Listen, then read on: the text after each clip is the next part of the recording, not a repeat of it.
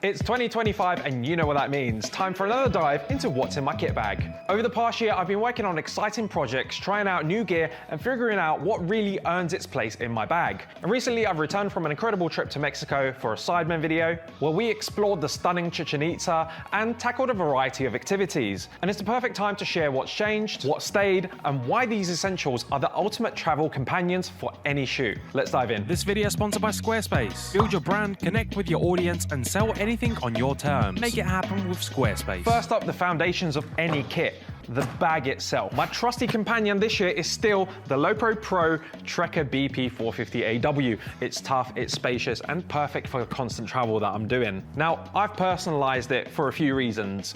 One, it's practical. There are so many identical bags floating around on set, especially during Sidemen shoots, that adding some stickers, a bright red consign, a pink gaffer tape on the top handle makes it super easy to spot in a pile of gear. Number two, it adds a bit of character. This bag has been through a lot with me and I like to feel like it's mine. And the best part, it's got wheels. The hidden handle and the roller feature are absolute lifesavers when my back needs a break. Another clever feature, the straps. They tuck away neatly when not in use, so nothing dangles when you're rolling the bag. When I need to wear it as a backpack, it's as simple as pulling out the straps back out and slinging it over my shoulders. Inside the bag, there's a place for everything. Compartments for cameras, lenses, and accessories. It's fully customizable, so I can adapt the layout based on the gear that I'm carrying. For example, there's a front pocket where I keep my AirTag. It's a must-have for a peace of mind when traveling. Let's take a closer look at the gear that I pack inside. Now, the gear that does the real heavy lifting, the cameras and lenses. My main body is the Sony FX3. It's a beast of a camera and it's compact, reliable, and it's built for whatever madness I throw at it. It handles internal stabilization and frame rates like a pro. And another standout feature is that it shoots in S-Log, which is fantastic for color grading. This flat color profile gives me incredible dynamic range and flexibility to bring out vibrant colors or subtle tones in post, making every shot look cinematic. Now, when it comes to lenses, each one of them has its unique role. The Sigma 24-70 f2.8 lens. This is the go-to for most situations. At Chichen Itza, I used it for everything from medium shots of the team walking throughout the ancient ruins to detailed close-ups of the intricate carvings. Its versatility is unmatched. One moment it's wide, the next it's zoomed, it nails every shot. The Sony G-master 16-35 f2.8 lens. This lens is perfect for capturing expansive landscapes or fitting in large groups into the frame. And a wide lens like this hides minor shakes better than zoom lenses. Because of the larger field of view, it minimizes the visual impact of small movements, making them less noticeable on screen. It's especially great for recording shots of people walking. The Sony 70-200 f4 lens. The sniper of the group. It's a staple for shoots where I need to stay back and capture action from a distance. And it's also especially handy during sport or events filming when getting physically close isn't possible. And the background compression it creates adds such a cinematic feel. And I opted in for the F4 version because it's smaller and lighter. It's ideal for travel while still delivering gorgeous compression and sharpness.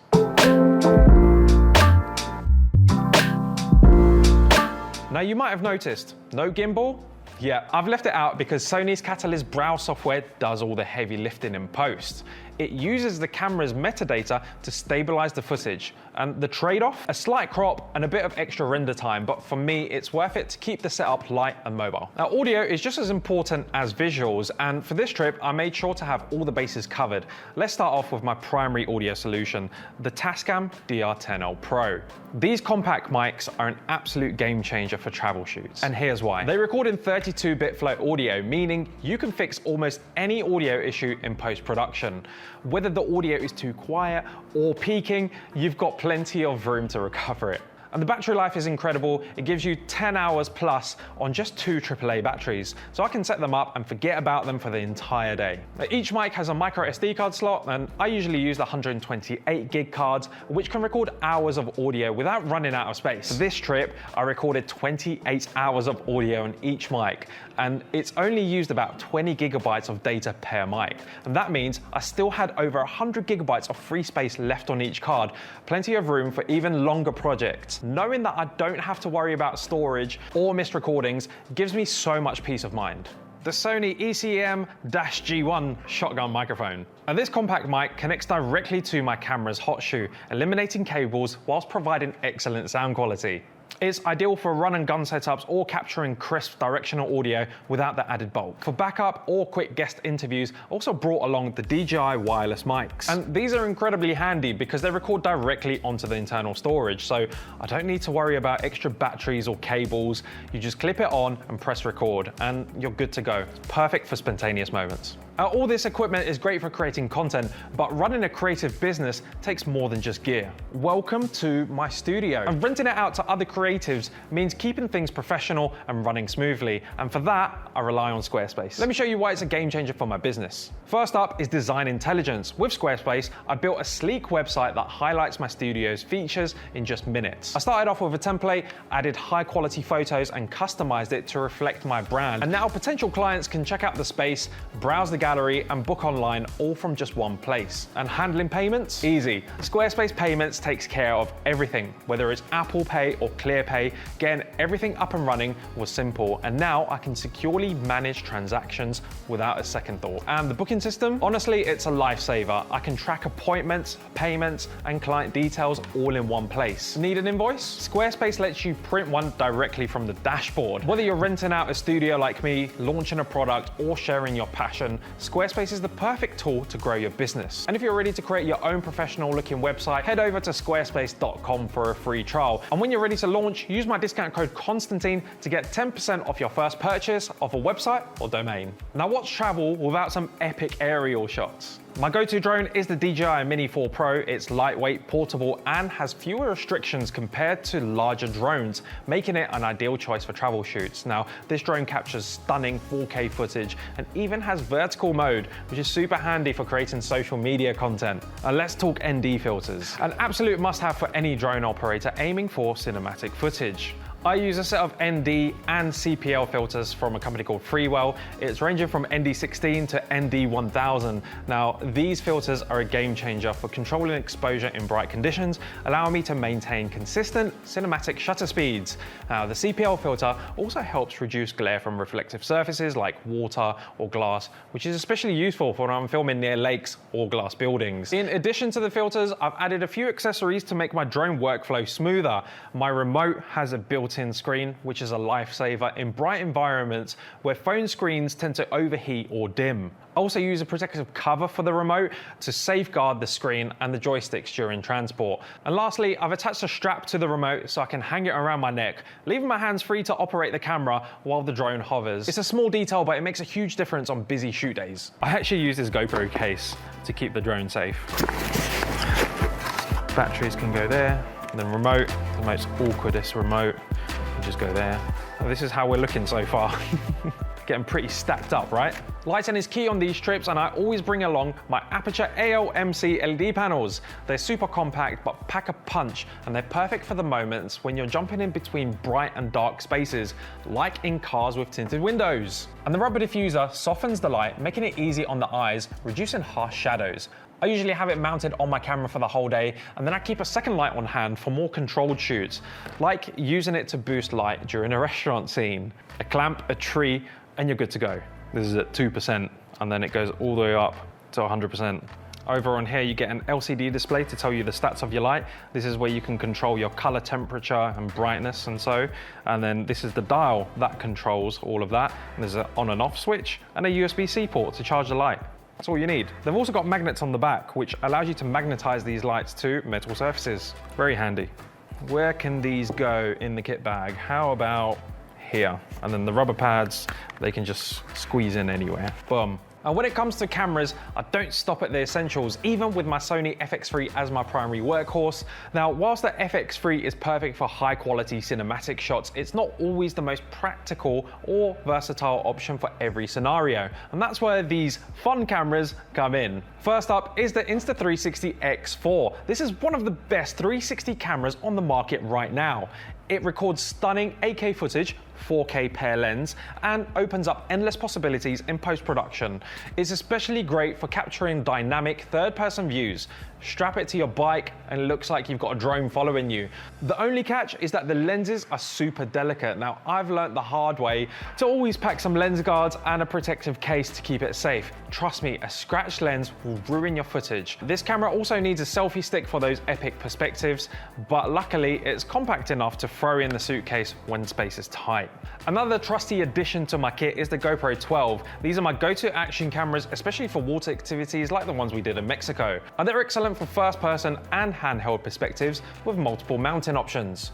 I stick with the 12 despite the release of the GoPro 13 because their image quality is just as good and it works with all of my existing accessories. There's no need to overhaul my whole kit. Lastly, I always make room for the DJI Osmo Pocket 3. This tiny gimbal stabilized camera is perfect for discreet vlogging or when I need to hand off filming to someone else. It's lightweight, easy to use, and produces stunningly smooth footage, even when I'm on the move. Plus, it's a lifesaver in locations where larger cameras might not be allowed. All right, next up is one of my favorite additions to my kit this year, these bad boys. The Ray-Ban Meta smart glasses. Not only do they make me look somewhat stylish, but they're also super practical. These glasses come with a built-in camera, letting me capture quick hands-free footage without even picking up a camera. Let's say I'm setting up a drone or I'm just adjusting a gimbal, I can tap on the side of the glasses and boom, it's recording. They're also voice activated, so I could say, hey Meta, start recording,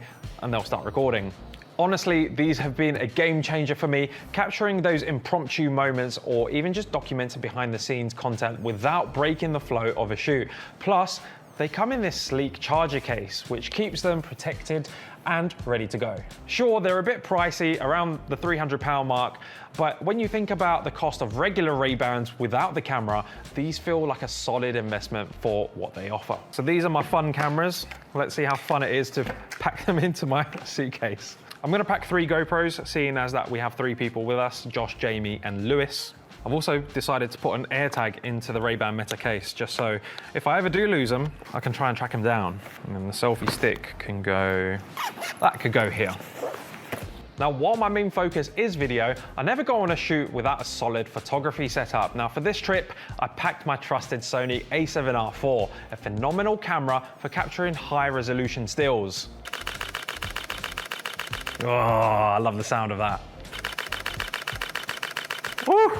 It handles incredibly well in fast-paced environments, especially for sports or action scenes. And thanks to its fast shutter speed and the 61 megapixel sensor, each click of the shutter produces a massive RAW file of around 120 megabytes per photo. So I always ensure to have enough storage to accommodate for them. And something that doesn't get talked about enough in the film world, pain relief. These shoots can be brutal with early mornings and late nights, and sometimes your body just feels it, whether it's in a form of lack of sleep, dehydration, forgetting to eat. I mean, we've all been there. Headaches can creep in, and for me, I always make sure to pack some ibuprofen. It's a small thing, but it's a lifesaver for when you're running low on fuel.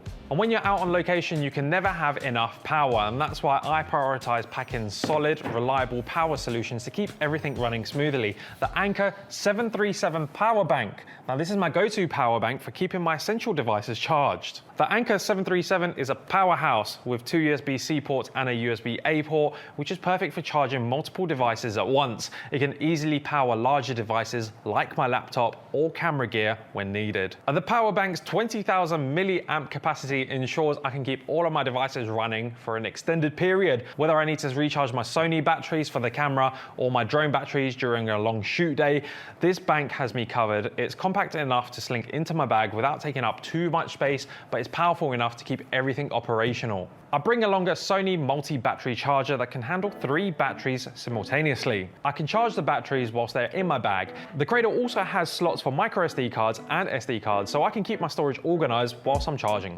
Another key feature is its stable design, so I can toss it in my bag without worrying about the batteries coming loose or getting damaged. I also keep extra GoPro charging cradles and batteries on hand for extended shoots. These charging cradles allow me to charge up to 3 GoPro Hero 12 batteries at once. In addition to power banks, I pack extra cables, USB-C and USB-A for all of my devices. And I keep these neatly organized in small pouches like this one to prevent any tangling and to ensure I can always grab the right cable when I need it. I also include a couple of wall adapters and car chargers, so no matter the situation, I can recharge quickly. All right, let's talk kit when I'm filming my behind the scenes videos. I need gear that's compact, easy to use, and gets the job done, no fuss. And that's where the DJI Action 5 and the DJI Mic Minis come in. The DJI Action 5, it's a game changer. I love using it for behind the scenes shoots because it's small, lightweight, and it connects seamlessly to the DJI Mic Minis, providing a streamlined wireless audio solution without the hassle of wires or syncing in post. And these things are ridiculously compact. 10 grams each, super lightweight, so they don't even weigh you down or draw attention. And you don't need to mess with extra batteries or cables either. Another thing I love, you can actually use 2 of these microphones at once. It's perfect for interviews or when you've got more than one person talking. The sound comes out super clean. Plus, with the transmitter, you can plug it into a camera or even your phone if you're not using your action camera. It's just a super versatile setup for behind the scenes shoots or any situations when you need reliable hands-free audio. The DJI Action 5 provides more of a natural look compared to the GoPro, which can sometimes add extra sharpness that makes faces appear less smooth than they really are. And I prefer the DJI for its more authentic image quality. DJI's design also makes it easier to access the battery, allowing for quicker swaps during shoots. And this is especially useful in fast-paced environments where you need to change batteries quickly without fumbling with complex compartments. I just want to compare how easy it is to open the battery door on the DJI versus the GoPro. Ready? It's literally flick, boom. All right, the GoPro, whole different story. You kind of need to get your nails under this compartment. Sometimes I use the side of my finger and my skin's gone like really tough there from using it so much, but here we go. I found out that I'm an expert at opening these battery doors because of how long I've been dealing with them. But on a shoot like hide and seek, we had a lot of female contestants with long, pretty nails who couldn't quite get the technique without snapping a nail. Yeah, it resulted in difficulty when it came to battery swaps. Me, I'm an expert, but yeah, it is tough. It is tough. Now, when it comes to aspect ratios, the GoPro has a clear advantage. It offers an 8:7 ratio in addition to the standard 16:9, giving you more flexibility with the frame. The extra space on the top and bottom is a real win, especially for social media content where you can avoid having to crop your footage later. The DJI Action 5, on the other hand, sticks to the 16:9 ratio, which is great for most situations, but it doesn't give you that same versatility as the GoPro. So when I'm filming behind the scenes, I need to keep my hands free but still capture everything. And that's where the chest strap comes in. I'll slap it on, but here's the thing. I'm not a fan of just wearing it over my shirt. So I actually make a little hole in my shirt and then I slide the camera right in. It lets me get the shots that I need without any fuss. But let me tell you, at the end of a long day, it feels so good to take this thing off. When I'm packing for a shoot, my checked suitcase is usually where I stash all the bulky items that don't fit in my main bag. First up, I'll always bring a few clamps with magic arms. These things are lifesavers. They let me rig up GoPros pretty much anywhere. Railings, bike handles, you name it. If I can hold on to it, I'm probably mounting a camera there. I also bring a couple of suction cups, one industrial grade with a pump for extra security and a smaller one for quicker setups. And these are perfect for sticking cameras inside cars or other smooth surfaces. Trust me, once they're locked in, they're not going anywhere. Oh, and I always pack some waterproof bags with me as well. I brought 3 on this trip specifically for the microphones. They're great for keeping mics safe during water activities. The lapel wire I use is also waterproof too, so technically I could have recorded audio whilst the guys were swimming, but we didn't end up using these since the GoPro built-in mic handled the job, but I don't regret packing them. It's always better to have them and not need them than the other way around. And of course, I pack a tripod. I used to lug around this big one, but recently I've switched to a more compact baby version. It's not as tall, but it takes up way less space in my suitcase.